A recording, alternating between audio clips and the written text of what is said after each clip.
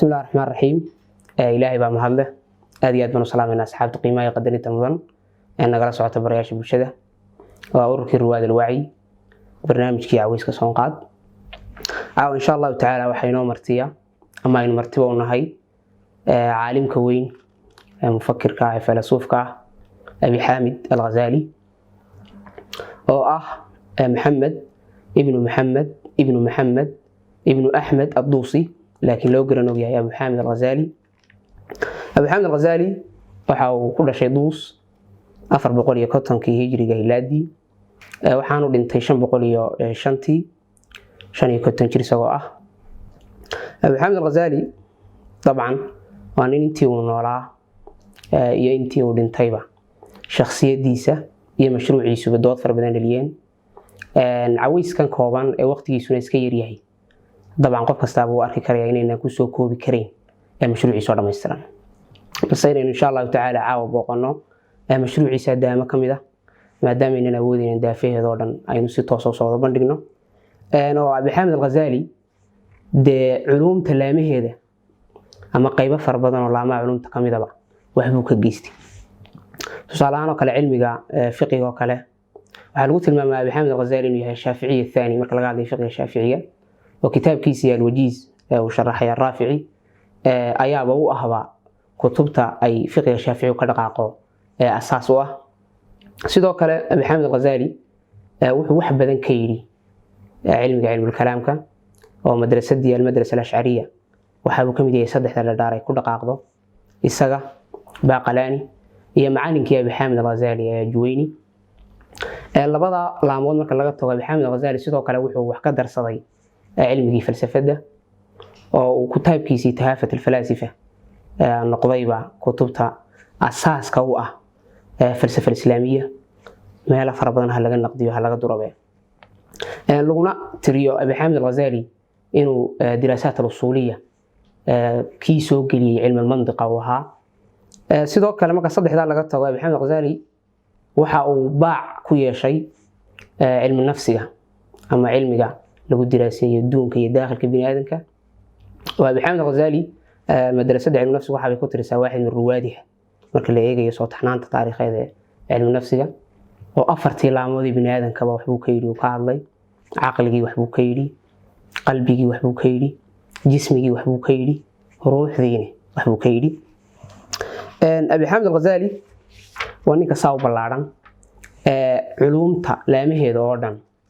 أما أفرت على موضوع أساسيين وحفر بدن كيري ولمن كتبتي سنة أي علمي كستوى أي نصوص شيء النقدين سياسس كو كدقاقه هبل لغم برنسنا قيبة كميدا لكن أبي حامد الغزالي أفرت علميا وشيغنين وحكدر صديبه وحكمد يهدد كهرمودك أبي حامد الغزالي وحبرتي فقهه iyo usuushiisa sidoo kale wuxuu bartay mantiqa iyo falsafada iyo cilmi kalaamka ilaa uu heer u noqday ka hor 40 jirkiisii oo marxalad uula min umri mid kamida dadkii ugu dooda adka waqtiga ugu cilmiga adka oo dawladda saljuuqiya waqtiga joogtay oo ay اعتمادي واحد من علمائها bay اعتمادي waana takeentay in waqtiga fikradihii jiray loo igmado Abi Hamid al-Ghazali inuu naqdiyo أو أفرت قلة فكر فلسفة أما الفلاسفة إيو ناس علم الكلام إيو متصوفة إيو الباطنية أفرت قلة إنه أبي حامد الغزالي وقال قاطه إنه مركا كوبات صوبا لقى أفكارته دي كدبنا وحي نقدي وحي وله اللدو فلسفة ونقدي وتهافت الفلاسفة ونقدي مركو كدب أوغادي سي وحوضان قارهانا وحو نقدي فلسفة لسكسو من قورينيو الفلسفة اليونانية وواقع هرمودو هاي المسينا يفارابي وادم بودي من رشدي لكن ودودو دي بقاضي وانا صوتها كانتين من رشدي نقديه وتهافت وكل نقديه sidoo kale markii uu ka soo waabtay naqdiga falaasifada wuxuu naqdiyay baadiniyadii oo sheeganaysay in ay iyagu xaq ku taagan yihiin sidoo kale ay xaq u leeyihiin hogaaminta iyo helitaanka xukunka fadaaix al-baadiniya kitaabkii la oran jiray uu ku naqdiyay oo iyaga qudhoodaba u noqday markii dambe kitaab sees ah oo ay ka dhaqaaqaan oo ay bartilmaameed ka dhigtaan sidoo kale Abi Hamid al-Ghazali wuxuu naqdiyay naas cilmi al-kalaam haba ku daro waxyaabo fara badan cilmi kalaamka laakiin qalin ayuu qaatay iyaga qudhoodo wax fara badan buu ka yidhi ilaa intuu soo gaariyay Abi Xaamid al-Ghazali al-mutasawwifa suufiya oo markii uu ogaaday suufiyada ee uu fahmay oo uu arkay sidoo ku sheegay kitaabkiisa Ihyaa Ulumuddin inay yihiin kuwa qura ee dhabada Ilaahay subhanahu wa ta'ala lagu gaaray haya marka ay tasfiir ruuxiga gaadhaan dabeetana ku lamaanay tasfiirada cilmiga waana sababta keentay marxaladii markaa ku xigtay Abi Xaamid al-Ghazali inuu galo oo 34 sano hore marxaladda cilmi dhigista iyo fiqiga iyo munaadaraadka iyo doodaha buu ku jiray balse inta ka dambeysay Abi Xaamid al-Ghazali wuxuu bilaabay inuu bal dib u eego wixii jiray iyo sidoo wuxuu waday iyo cilmigu uu dhigay inay ka daacadahay asila far badan baana ku furmay 6 bilood buu sheegay Abi Xaamid al-Ghazali in ay su'aalahaas aad ugu furnaayeen oo keentay inuu mararka qaarkood ciladooba oo aamuso xataa hadalkii waa awood waayo cilmigii uu dhigayeen uu ka dhiga qaab teelteela oo maalinna uu dhiga maalinna ka waabto Abi Xaamid al-Ghazali wuxuu arkay in ay mutasawwifadu su'aalo fara badan ama cilmiga tasawufka su'aalo fara badan doonkiisa ka haloosay oo koob ka tahay in isweydiiyo sababtii wuxuu dhigay sababta ay tahay ma daacad bay ka tahay sababtan uu dhigaya mise kaliya wuxuu ku rabay shuhro iyo maal iyo magac iyo jaah sidoo kale wuxuu su'aalihii ku furmay doonkiisa aadka u culay waxa kamid ahaa in cilmigan uu ku hawlan yahay in aanu hayn cilmigiisa rasmiga ah u badbaadin lahaa aakhira waana sababta keentay inuu soo saaro qaacidadii weyneed ee Ihyaa Ulumuddin ku sheegayo ah inuu qofku culum fara badan oo diiniya barto sida fiqiga iyo xadiiska iyo tafsiirka inaanay mar kastaba ahayn qofkaasi inuu yahay qof cilmiga u daadegsan yahay oo amalkiisa wada oo tadbiiqi cilmiga iyo amalku inaanu kaliya takeensan qofku inuu cilmi fara badan barto aana equal ahayn amalkiisa inuu keeno balse amalkiisa uu yimaado u baahan qofku inuu tazkiya fara badan iyo istahirin fara badan galo waxaanu bilaabay Abi Xaamid al-Ghazali markaa inuu kutub fara badan akhriyo tarbiyada iyo ku saabsan tazkiyada iyo istahirinta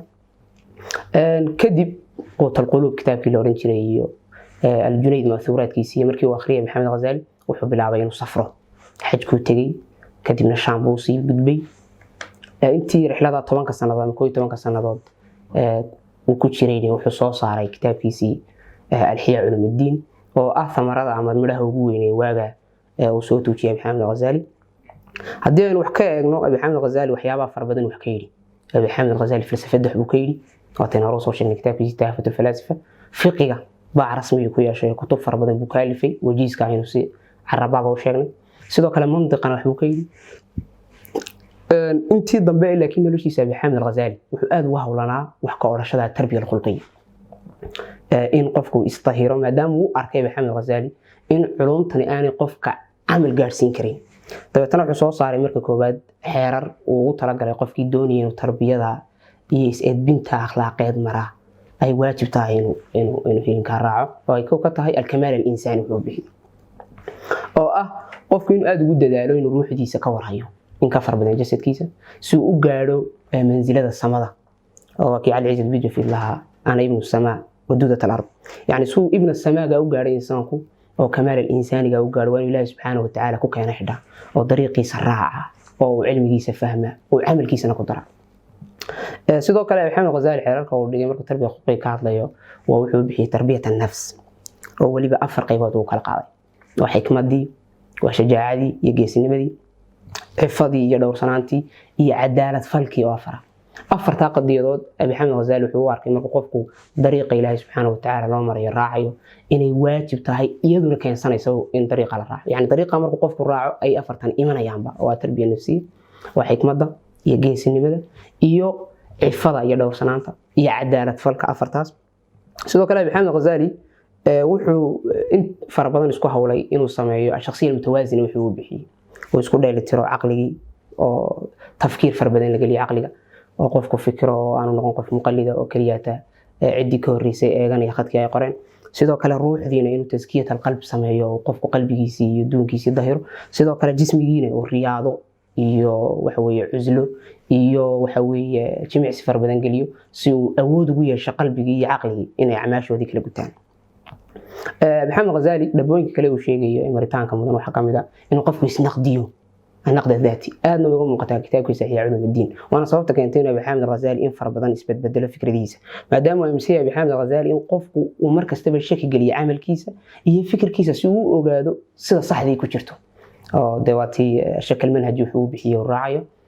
دي كارنا مركز دنبا وكاقت هذا الثوري ومالين دوينا أنا أركي مقال كي دكتور علي صلاحي وقري إندي كار مكتبدي ساي ويا اللي ببوجا بحامد الغزالي المنقذ من الضلال كارهان أو خد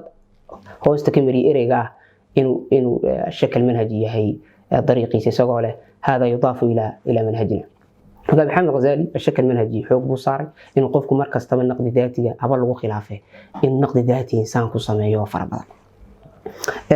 كهذا الكاو أبي حامد الغزالي كهذا تربية يستهيرينته وكتاب في إحياء علوم الدين تفربنا كهذا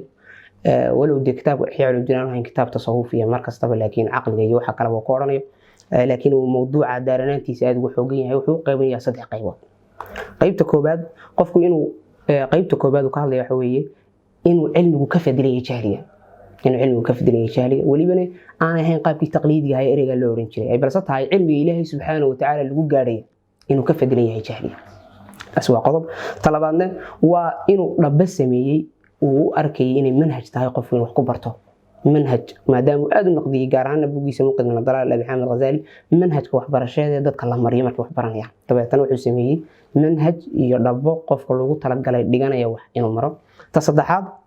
وآدابته لو تلقى قف كوحبران يقف كوحبر يلا بضل صدح هذا قضب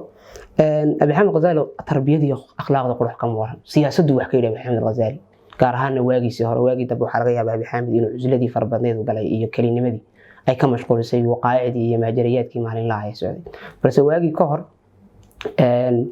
wuxuu siyaasadda wax badan buu ka yiri Abi Xaamid Ghazaali oo wasiir waagi ka noqday dawladda Saljuuqi dabeetana wuxuu ogaaday dadka dawladda haya iyo waxyaabaha ay falaan iyo qaabka ay u dhaqmaan iyo say wax u sameeyaan iyo cadaaladda si uga fogiyeen iyo taabagelinta sharciga sida ay ku yihiin dabeetana wax badan mawduuca ka qoray sidoo kalena waa ninkii soo saaray mustalaha culamaa rusuum wuxuu bixiyay dadka cilmiga ugu kaba qaado kolba dawladda jirta sidoo kale Abi Xaamid Ghazaali marka laga soo waabto waxa uu siyaasadda ka yiri iyo waxa uu tarbiyada ka yiri wuxuu ka yiri wax far badan aqliga oo waxa lagu tiriyaa inuu mujaddid ka yahay jaanibkaas mutasawwifadii wax kasta isaga faruu xiran jirtay inay waxa weeye ku dayasho iyo ku dhamayso waxaan macquulahayn aqliga wuxuu siiyay dowr weyn هذا اللي يسكو خلافه أنت ضمبه أو درنتي أنا وين كجدوني أبي حامد الغزالي مع تقصير علمي إنه إلى هذا أبي حامد الغزالي علمي عقلي مركل جاه الله يمرك وسوق النسقة يستقيل العقل يصير كلا نقطة دي وكلا صاري ما لا يمكن العقل ما يستاهل العقل أو بعند ما دام عويس كيسك كوبية حلقة جارينا كوكرفينه أبي حامد الغزالي نوين وشيء نوحي فلسفة دكيري وحي فلسفة دكيري نقدي وحوي تقليدي أي صور ريان nimankii odayaasha ay Sina iyo Farabi sidoo kale isagoo oo falsafada naqdiya isticmaalay adawaad falsafiya mabaadi'da aqliga daruuriga isticmaalay sidoo kale isticmaalay mantiqi intaas ku koobayna insha Allah ta'ala Abi Xaamid Ghazaali lagama dhamaanayo laamaha Abi Xaamid Ghazaali oo la soo wada bandhigo laakiin intaas si qofkii u barto sidoo kale waxyaabaha naqdigaani hadhow loogu holado in insha Allah ta'ala dib ka cadeyno aad baan masan soo dhawaad saaxiibay Ridwaan aad iyo aad u mahadsan yahay sida fiican ee imaamka weyn ay madam muslimiinta bal lagu tilmaamo cuquusha ugu weyn muslimiinta Soomaaliya qaabka uu ugu faahfaahiyay oo Sheekh Abu Xaamid Al-Ghazaali caalimka weyn ee cilmi kasta uu galo waxa weeyaan de ka ah udub dhaxaad ka ah haday fiqigii usulkii tasawufkii dhamaan falsafadii udub dhaxaadii asaasi ka noqday sidoo kale markii dambe kitaabkiisa Ihyaa Culuumuddin oo kutubtii ugu weyn adduunka ama kutubta ugu saameynta badan حتى على شيء كتبته وضع بعض بدن وأخرس كبدن إنه هي علوم الدين وكيهاي على شيء أحد الأئمة يعني تاج الدين السلكي وحويان وقف كتاب كيس ما أخرج إلا وتيقن يعني يقين بأسيادية كتاب هي علوم الدين طبعا إمام أبو حامد الغزالي وحيبها آدك ضيوق قريبون نقدين وحكم دين الهذان يعني عزلوا أيكو قلتك أما وحيابي واقعي ستشوقي يعني مو كل هين دور وين وبلارانكم مو لهين أو ضدكوا كقري معانو تاريخان لسكو خلاف هي لكن شخصيات كغار waxay ku tacliiliyaan inaan cuslo dadka ka wada gelin waxa beddelay wada kitaabkiisa ugu dambeeyay Ihyaa Culuumuddin yani inuu arkayay in meesha waxa weeyaan culumtii diintu ay waxa weeyaan ay mashaakil dad yowgi gaabis badan u ka yimi marka loo baahan culumtii diinta mid dib loo soo nooleeyo qadiyada labaad ee ah Abi Xaamid Al-Ghazaali sida Ridwaan naftiisu sheegay inuu siyaasadda qayb weyn ku lahaa ودولتي سلاجقة وطبعا يدو هاي دولة فعل جاي ماشي كتلسة ودي سامين يأود بدن لهاي السودان شاه إنما دي سي يجي تلقوا سامين بكلها لكن ده ما حلقت لما ودي أروح على هذا أبو حامد الغزالي أدم وآخرين أما وحوي دراسات كسمية إن عزل الذي سوى حصوتي عزلة سياسية أصل كده هاي وحو مركي حالة دي سياسة ay waxa weeyaan xumaatay ayuu meeshii iskaga dhex baxay waxaanu arkayay maadaama xaalkii siyaasaddu san noqotay xaalkii culimaduna san yahay يعني waxa uu ka qabto waaqicaas uu ka bedelaabay inay kooban tahay marka loo baahan yahay inuu tajdiid almanhaj uu dib u sameeyo طبعا الامام ابو حامد الغزالي de waa aimada aan oran karna maanta waa aimada ugu saameynta badan leh taariikhda muslimiinta oo waxa weeyaan shakhsiyaadka ugu waxaana loo baahan yahay qofka markuu Abu Hamid al-Ghazali uu doonayo inuu ogaado inuu Abu Hamid al-Ghazali ka ogaado Abu Hamid al-Ghazali dhexdiisa من خلال كتبه كتب بولي المنقذ من الضلال المنقول الوسيط الوجيز يعني كتب ربنا إحياء علوم الدين كتب ربنا بولي الاقتصاد في الاعتقاد كتب تأت كوب بدن يصامين تفر ربنا له وين أخريها لكن وحيابها لقى لي هي أما لقى أورانيو لأنه ما دام إنكم بشر هي أما ضدنا هي بني آدم كل بني آدم خطأ حوالي لقى سهلية بني آدم بان اللي هي لكن ده إمام وين وعالم وين دور كيس ولا هو دور آدي آدو بلارن dadka iyo bulshada iyo shacabkana mar walba ula noolaana doonay inuu wax ka bedelo oo waa kan waaqici falsafiga wax ka bedelaya waa kan waaqici baadiniga wax ka bedelaya ee Xasan Sabax iyo nimankii waxa weeyaan baadiniyada ay sareeyaan waa kan waaqici cilmiga fiqiga waxa weeyaan kutubka alifaya waa kan usulkii kutubka alifaya marka runtii in Abu Hamid al-Ghazali aad loo daraasay muhiim bay tahay bal asxaabta insha Allah taala caawa maadaama waqtigu aad u kooban yahay idinku insha Allah taala idinka in sala eegdo bal imaamka weyn si aad u tolan jilsaad ballaaran inta ka ballaaran lagu sameeyo ha fikirkiisi xalqad asxaabtu aad bay maadsan yihiin sida fiican ay u soo bandhigeen al-Imam Abu Hamid al-Ghazali al-Imam Abu Hamid al-Ghazali si asxaabtu sheegeen waqti kooban oo barnaamij yar oo daqiiqado kooban lagu soo koobi karo laakiin bal insha Allah taala wax yar baan iska xasuusinayna إمام أبو حامد الغزالي وحوهانين أمركي والدنيا يمدي أما وكوري مسكحي سكرتي دريمي إنه يقف رسالة وضع رسالة ذا سنة أباهنتها إن جهد لقليو رسالة دي سنة كدبي وشقي رسالة دريمي إن مدى مسلم كأميل وتاقيني هاي ماشان الله ربو إنه كصوبح رسالة دي سنة هاي إنه دين تفافيو إنه دين تأددالو أيو إمام أبو حامد الغزالي آد uga shaqeeyay kutub badan oo intaaj badan ayuu sameeyay 500 iyo wax buu noolaa waqtiga taariikhda hijrada markay ahayd xilliga aan joogno ilaa xilliga intii u dhaxaysana wuxuu ahaa shakhsiya oo laga doodo waxaasina waxa weey yani qof keensaday waxa keensanay juhdigii uu bixiyay ee uu ku bixiyay amalkii uu qabanay iyo risaaladiisa si ay u hirgasho Imam Abu Hamid al-Ghazali waxa uu lahaa mowqif buu cilmi kasta ka lahaa kutub buu ka qoray waxyaalo badan buu sameeyay kutubtaas iyo mawaqiftaas waxaa kamid ah aqliga wax buu ka sheegay sidoo miigaag markii hore noo sheegay waxa kale oo sheegay tarbiya khuluqiya oo aad markii uu cilmiga tasawufka ku biiray oo aad ugu dadka ugu waanin jiray ama uu oran jiray cilmiga kale ee la barto ee usul fiqhiga leh falsafada iyo mantiqa iyo cilmul kalaamka culumtaas oo dhan waxay u baahan tahay in cilmi duunka la hadla bini aadamka ama daakhilka insaanka la hadla la helo marka waxa uu aad markii dambe ugu dadka ugu boorin jiray inay ka shaqeeyaan cilmiga ama ay ku biiraan ama ay bartaan cilmiga tasawufka Abu Hamid al-Ghazali sunu migaagba sheegay dhowr nuqdo ama dhowr rakiizo asaasi ayuu ka sheegay marka la joogo